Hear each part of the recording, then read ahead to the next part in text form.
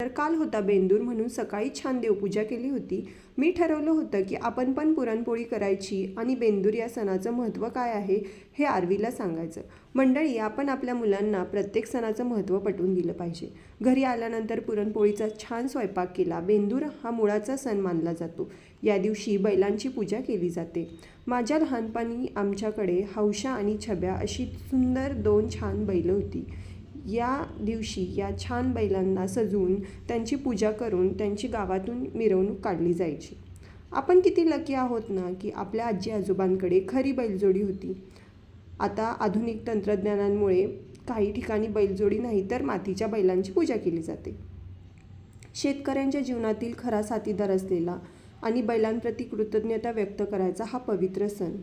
त्यांच्या कष्टाला मानाचा मुजरा.